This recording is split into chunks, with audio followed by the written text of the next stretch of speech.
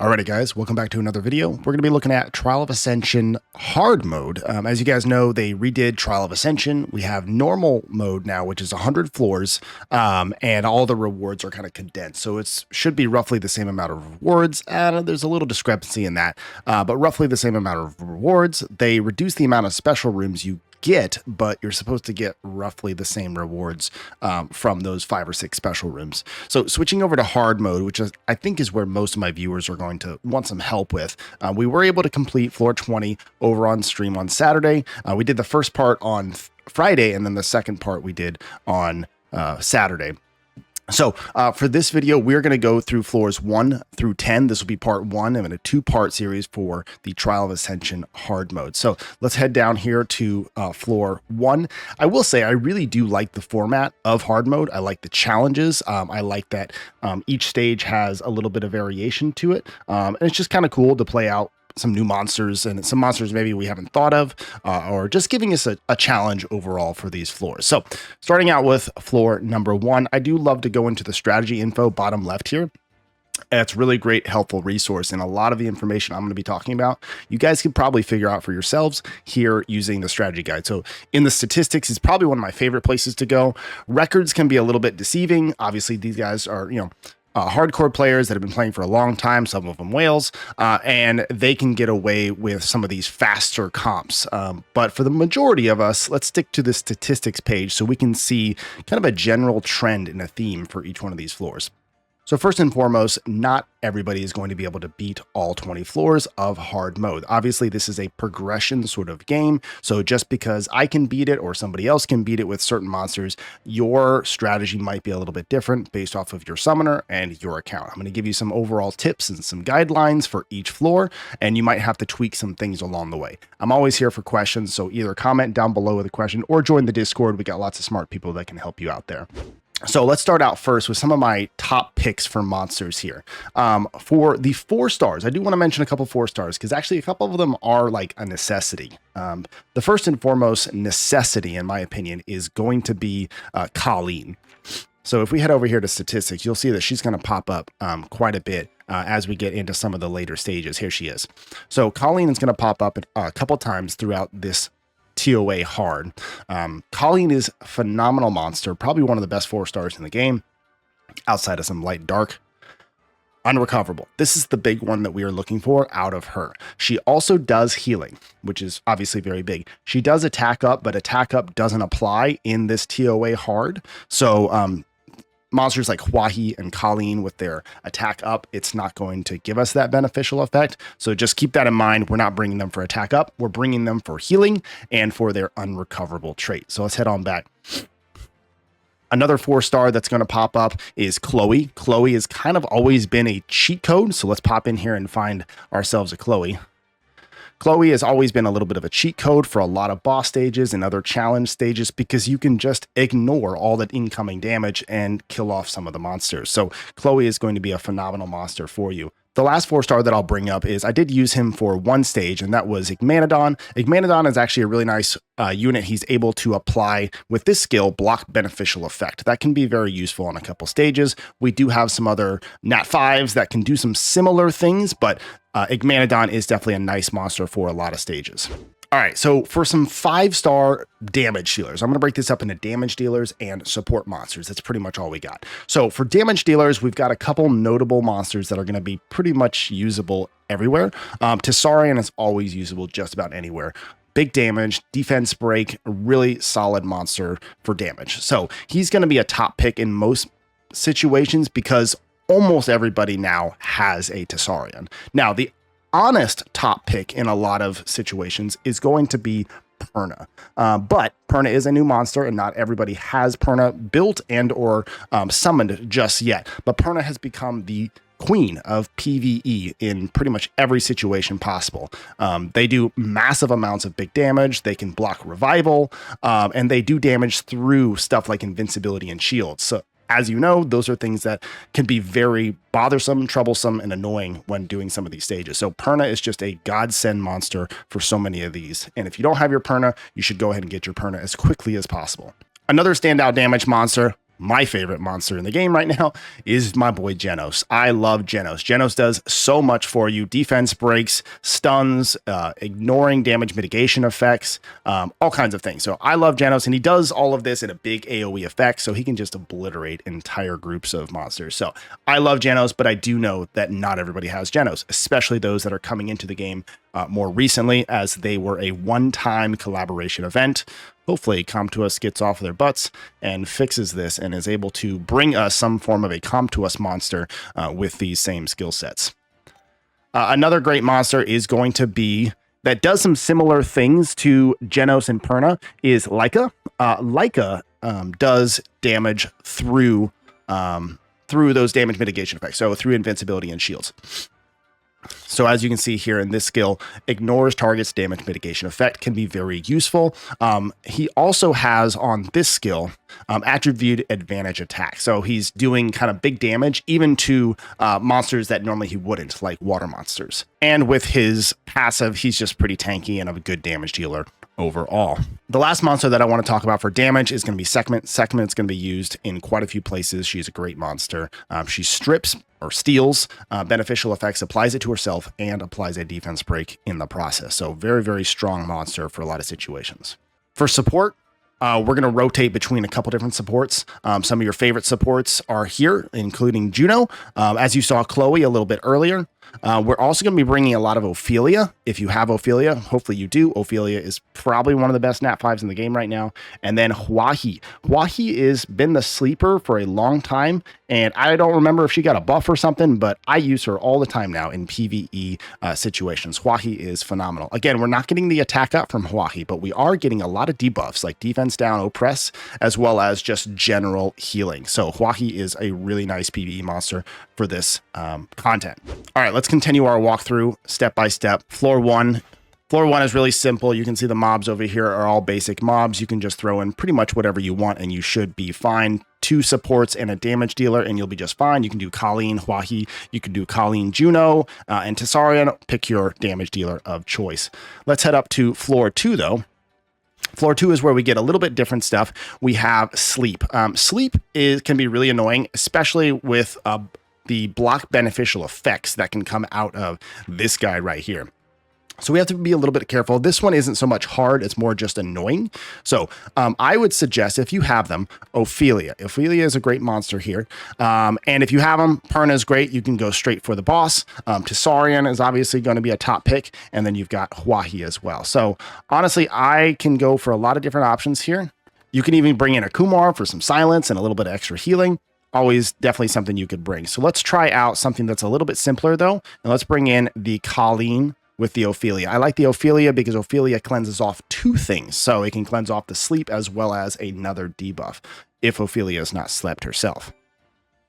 Now, I personally typically run Fire Staff in most situations because Fire Staff for me is my best weapon. It provides unrecoverable, especially if you have decent accuracy. So unrecoverable is very strong in a lot of these stages. As you can see, I'm slept, but my monsters are still doing work. I can switch over to Tessarion and use his skills to finish off this fairy right here. Now, what's kind of nice is you do have these Guardian Fox statues. You do have to kill these each stage in order to move on to the next wave. So what's nice about this is you can use this as an opportunity to get some of your mana back up to 10 before you move on to the next stage. So now my mana is basically back up to 10. Okay, so for this, we want to watch out for the Sylph. He's going to be doing some big AoEs like that. And as you can see, we did get caught out. So we are slept here. We are eventually going to get woken up. And hopefully, Ophelia will wake us up.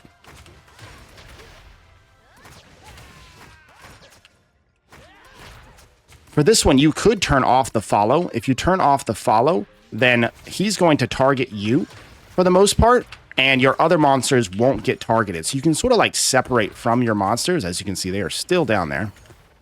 Now I am slept, but my monsters still are going to work here. And then at least I'm not slept. If one of them gets slept. So it's kind of nice to turn that follow off for the moment and just keep kind of going to work here.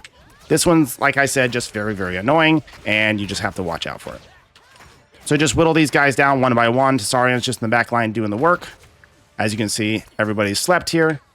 Let's get Ophelia to cleanse everything off. Nope, she got slept.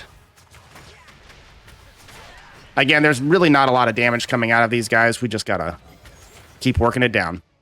So I'm gonna switch over to Saurian Soul Link and start spamming some skills here. Start getting the damage down. Switched over to Ophelia to get this cleansed off.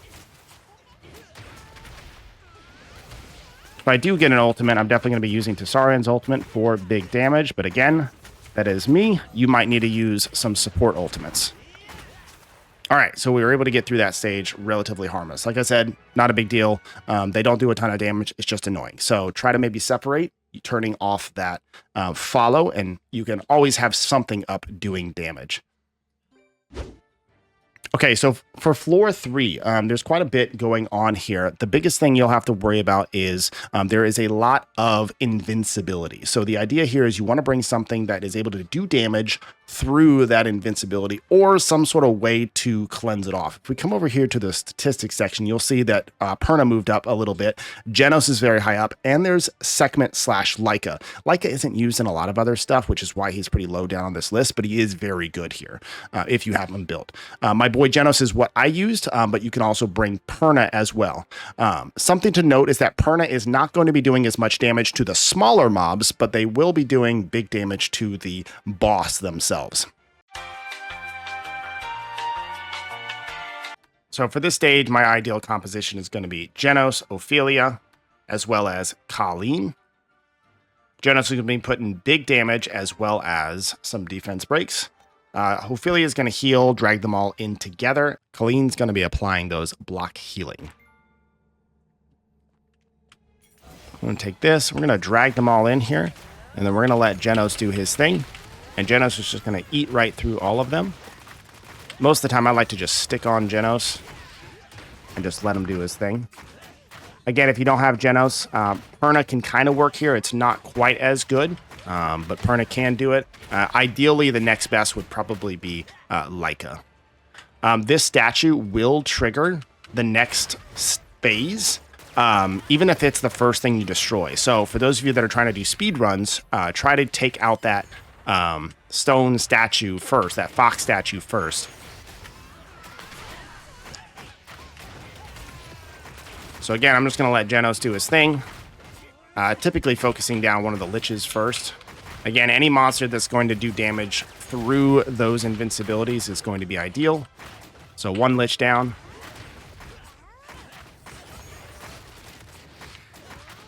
Second lich going down here in a second. Once I get another skill in, there we go. And now we can just focus on the paladin. Now, if you want to switch over to your Perna at this point, you could pop in your Perna here. And that Perna is going to do significantly more damage to this paladin because they are the boss monster. They are the one that's... they can't be CC'd, so that's going to help Perna do 1, 2, 3 hits instead of just 1. All right, so number 4. Let's move on to number 4. Number 4, this one can be quite annoying. I have the Endure that comes off of the Ifrit here is quite annoying. So I'm just going to bring in my Igmanodon to block that Endure. We can bring in Huahi for defense break. And probably some more damage like Tessarion or Perna even, anything of that nature. So I'm just going to use Tessarion because I feel like most people probably have Tessarion. This one can be quite annoying if you don't have the right things. I found that even if I try to strip this Endure, it still just sort of lingers. You know, as soon as he dies, then the Endure just pops right back again. So I prefer just to have block beneficial effect on. And that Endure will never pop in the first place. Done. For this one, you can go for the Dova first. You can do the block beneficial.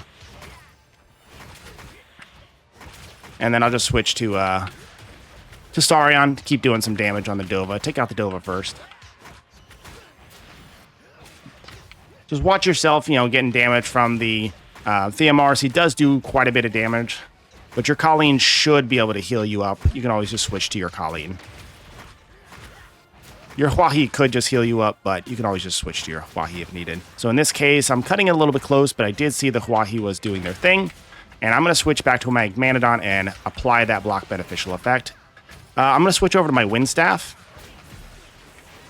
And there we go. That one's pretty easy. Igmanodon for the win. Super easy. Okay, hopping up here to number 5. This one is relatively straightforward, just a boss. There's nothing that really needs to be stripped or anything. Just a very straightforward boss. So I typically like to go in with 2 supports and a damage dealer, especially for those of you that aren't quite as high level. Those 2 supports will keep you healed up while your Tessarion does damage.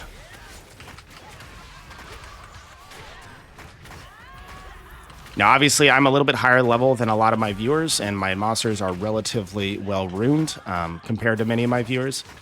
And so you'll see that I'll probably do this one quite a bit faster, but as long as you have your 2 supports, you should be fine. And they shouldn't be doing enough damage to you that you can't just heal back up. There's the Azazel's Offering. Decrease the attack, defense,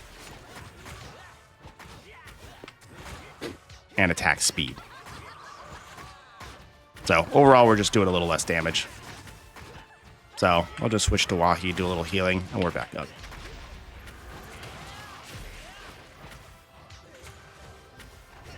And it's almost done.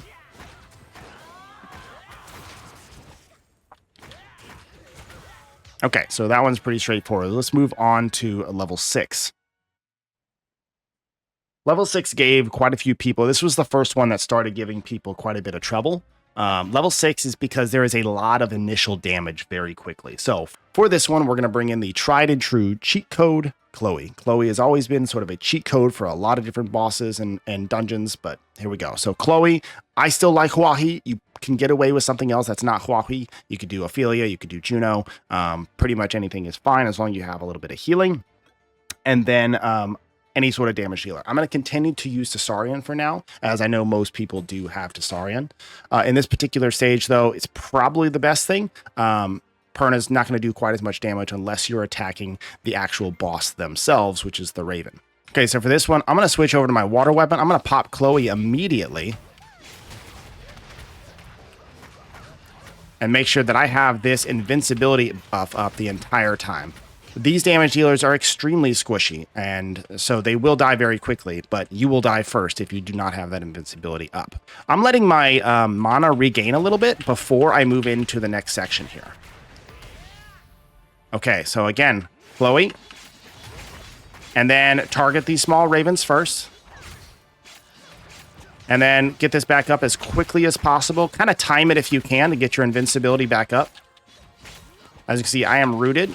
Last Raven. I should be using my Fire Staff for this. And now it's pretty much home free. So you can probably switch to your other Huahi or your other healer at this point. And just keep doing damage and you should be okay. He is going to do quite a bit of damage. So you could stay on your Chloe and continue to just kind of pop that invincibility. But Chloe is sort of the cheat code for this one. There we go. And the Raven's down. All right, so this is the first extremely annoying one that a lot of people are having issues with, and that is floor 7. Floor 7, we're going to have the Lulu and the aerial combo, and it is very annoying, constantly cleansing and healing itself. So for this one, Colleen is going to be key.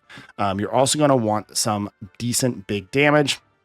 Perna is not exactly the best one here to start. You can switch to a Perna when it's just the aerial left. But the idea here is we are going to be going for the Lulus first and trying to kill them off as quickly as possible. It is hard to do because we're all fire. And then you can just take out the other 2 mobs.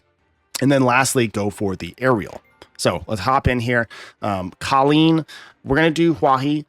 You could probably get away with another support, but Huahi is pretty decent here too. I like Huahi because she's putting out 2 debuffs, defense break, which is good, and the suppress or the oppress debuff. So that's 2 more debuffs that the aerial and the Lulu have to cleanse off because we got to keep our Colleen's unrecoverable on as much as possible. All right, so let's hop in here and let's struggle bust through this one.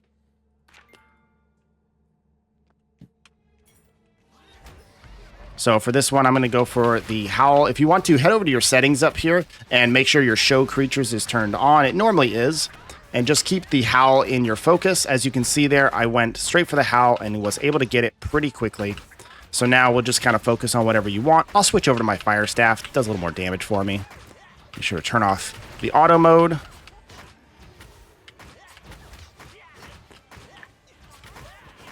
And I'm going to save up my skills over here. I don't need to use them right now. Try to kill off something really quickly.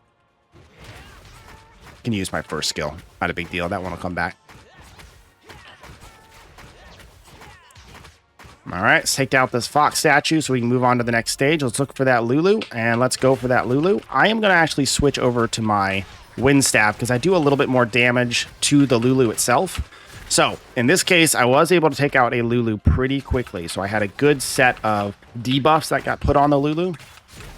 But we really just want to try to keep up the unrecoverables as much as possible. It will be kind of annoying. It is fire against water, so sometimes it's not going to land.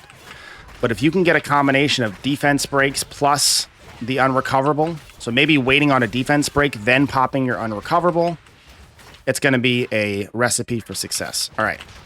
So for everything else, I'm going to switch back to my Fire Staff, kill the rest of these. You can still keep landing those unrecoverables because the aerial will attempt to cleanse and heal them. So there you go. They couldn't heal. And we got our last Warbear here. Again, pop unrecoverable from Karl. And we're good to go. All right, now I'm going to switch to my Wind Staff. I'm going to switch over to Tessarion here. And I'm going to start landing some defense breaks if I can. Nope. Again, it's a fire versus water thing. Plus my Tessarion doesn't have great accuracy.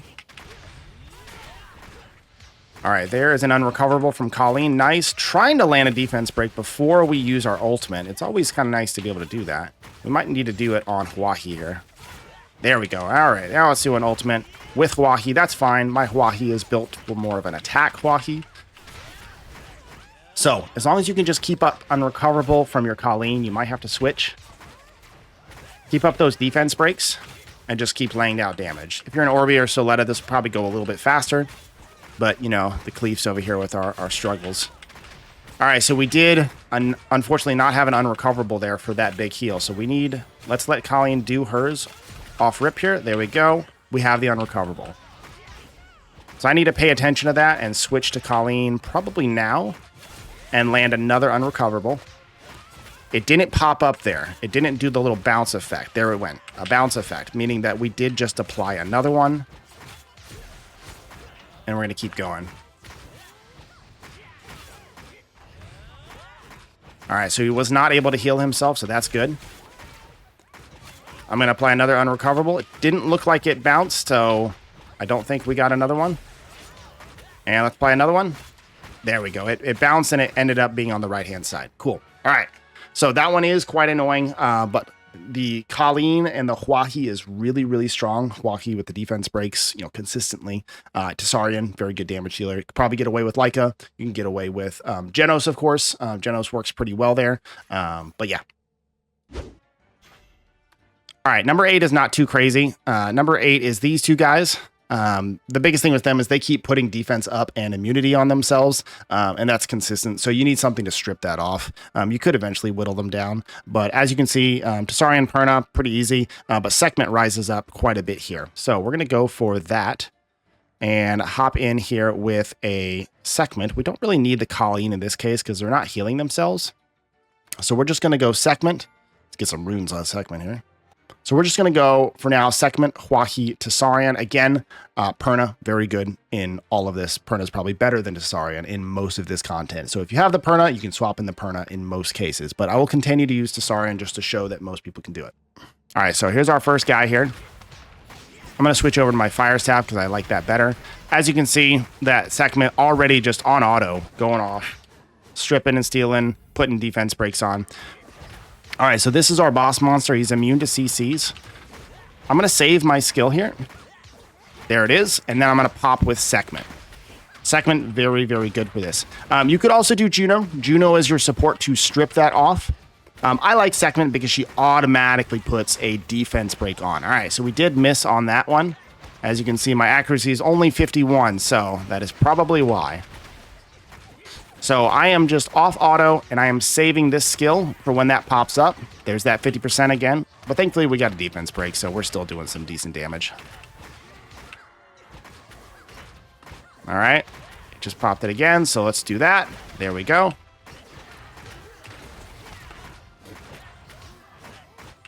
If we're lucky, Wahi and Tisarian will get will slip in there and get some defense breaks, but mostly was just the segment stealing and popping a defense break. That's the key here. Again, Perna can, for the most part, just kind of blow through a lot of this damage, blow through that defense up, and it's not a huge deal. But I like the segment. It removes the immunity and allows you to throw some defense breaks on there. All right, floor number 9. All right, there's nothing particularly tricky here. I would just say Colleen is going to be your best bet for unrecoverables, and then we'll just do our tried and true Wahi Tisarian. You can always do this with Ophelia or Juno as well, but having a defense break in here is very good. Double defense break is really nice. So we're going to hop in here. This one is quite a bit more damage. There's a lot less healing and tricks going on here, but the monsters are doing quite a bit more damage themselves. So as you can see, the monsters are pretty weak, so just be careful. You might have to pop some healing. So right now we are silenced because of the Magic Knights here, so I would probably focus on these Magic Knights. I'm going to do an unrecoverable with Colleen here. Doesn't look like it did much of anything. I know where she is. There they are. All right. All right, so let's do that. I'm still on auto over here, of course. So for many people, probably just staying on your healing, staying on the Colleen healing, or the Wahi healing is probably all that you need to do. Trying to throw in a couple unrecoverables if you can. Again, saving up my mana right now to 10. And over here, again, nothing too crazy. These guys do a little bit of healing. Segment's going to do that, and she's going to give us the silence. But again, nothing crazy here.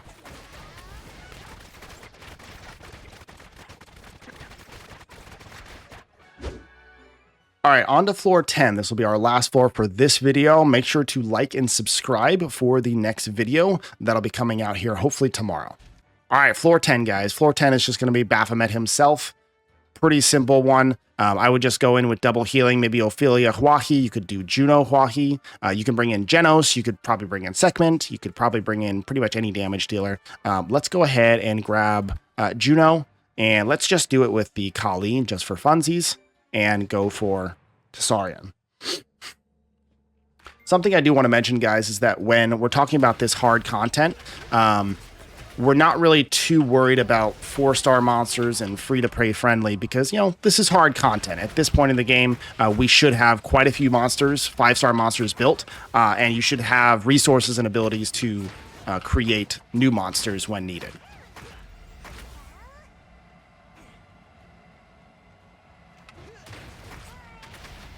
So another trick for this one is you could use your Colleen.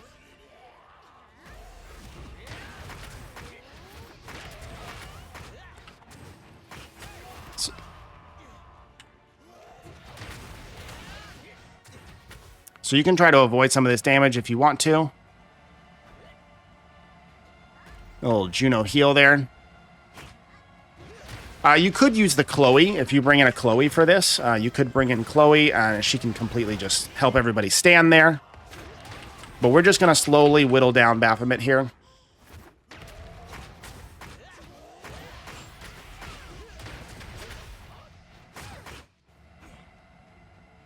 Again, we're going to try to avoid some of this damage. Not a big deal. For some of you, though, it might be doing quite a bit more damage, so you want to try to avoid that as best as possible.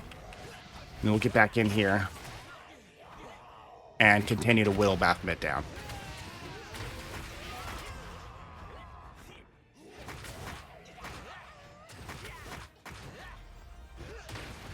Ophelia would also be a very nice pick here as well, because she's able to cleanse off 2 debuffs and do a defense up, which is quite nice.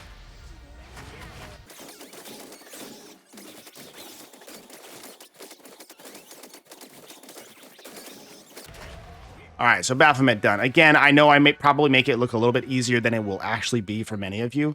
So try to bring some of your best monsters. Honestly, I would probably bring Juno and Ophelia. That would be my ideal pick. But Juno, Ophelia, and Tessarion. Perna would be your best bet here, though, because that is a boss monster that is immune to CC. So Perna would be your best damage dealer for that particular case. And if Perna accidentally dies, they revive themselves on a cooldown. So it's quite nice. All right, guys, that's it for this first part 1. Make sure to like and subscribe. Make sure to hit the bell button so you know when the next video pops out, hopefully tomorrow. All right, guys, that's it for me. My name is Topher Smurf, telling you to keep on gaming.